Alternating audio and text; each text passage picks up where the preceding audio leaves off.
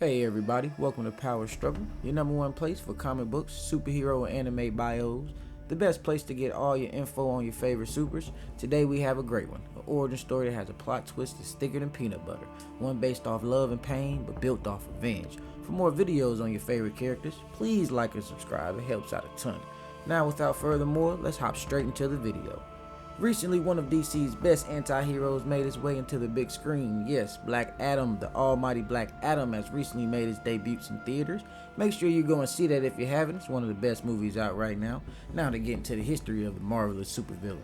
Black Adam first hit the comics in 1945 in the Marvel Family 1 comics. He was created by Otto Bender and C.C. Beck. Black Adam was originally created under Fawcett Comics, but was later then reprinted under DC Comics in the comic Shazam in 1973. That's when DC Comics acquired the rights to Black Adam and the Shazam family. Now to hop into the OG origin story of Black Adam. In Marvel issue Family 1, the ancient wizard tells us that back in ancient Egypt 5,000 years before, the wizard was looking for a successor, a champion, and he chose Teth Adam, who the wizard saw as pure and worthy of his power. The wizard went to Teth Adam, and you see him tell him to repeat his name and become the world's new champion against evil. Then Adam screams Shazam and then transforms. Adam tells the wizard, "Lightning has changed me." The wizard responds, "Yes, you are now the mighty Adam." But the sun didn't shine too long because high off strength and blinded by power, Adam started to turn evil, feeling though if he is the most powerful man on earth, why should he not be the ruler? Then you see a panel in the comic where Adam said, "Out my way, peasant. Command the Pharaoh to get off his throne because Adam wants it." He then breaks the Pharaoh's neck, deeming himself ruler of Egypt. And pretty much that's it. That's the original history of the original Black Adam. And now, there is another original origin given to us by Jeffrey Johns in Shazam Volume 1, which a few of you might actually be a little more familiar with. In Shazam Volume 1, after Billy was given his magical powers by the mighty wizard Shazam, you see him talking to the magical mirror Francesca, who lies on the Rock of Eternity, and assists Shazam along his way. Billy tells her he needs to get back and find the wizard so he can take the powers back and give them to someone who could be more worthy and do more with them. Francesca then explains to Billy, even if the wizard was still alive, once the connection is made with living lightning, the connection cannot be broken. And that is why he never took the power back from Black Adam. And that is why it's all up to you to stop him. Billy responds, "Well, who is this guy anyway?"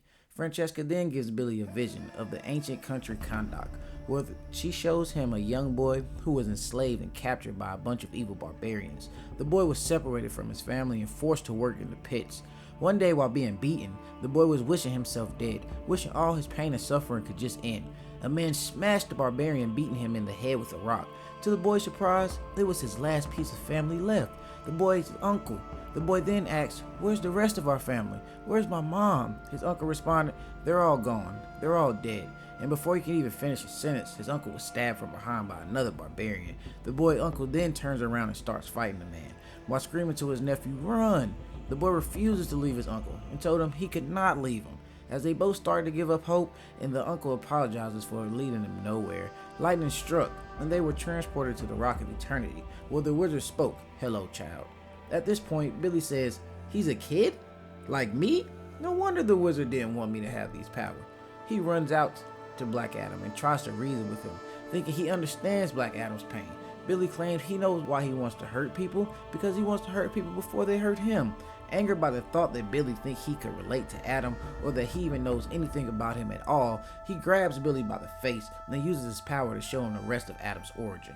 We are then taken back to the Rock of Eternity, where the wizard Shazam explains that they are the Council of Eternity, and each member of the council chose someone to be their champion, and the great wizard chose the boy. The boy chose to accept, but only if the wizard would save the boy's uncle, who was bleeding out. The wizard told the boy to take his offer and the power will flow through his family.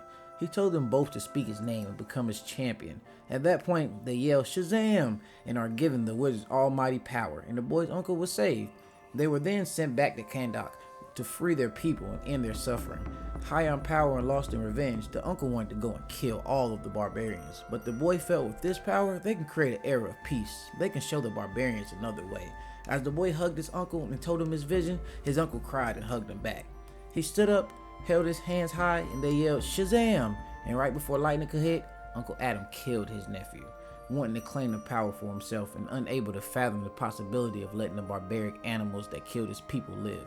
Then the comic takes us back to Black Adam telling Billy, you see now I'm willing to kill my own family to keep anyone from stopping me. My nephew's sacrifice allowed me to free Kahndaq. Now yours will allow me to free the world. And after that, the comic goes on to showing the Shazam family take on the mighty Black Adam. But there it is. That's the original origin of mighty Black Adam. I hope you learned a lot today, and I look forward to seeing you on the next one. I'm your host, Ghost, and I'll see you next time. Also, are you a fan of Red Hood? Click this video to see the Red Hood's origin story. Don't forget to like and subscribe for more origins. Thanks.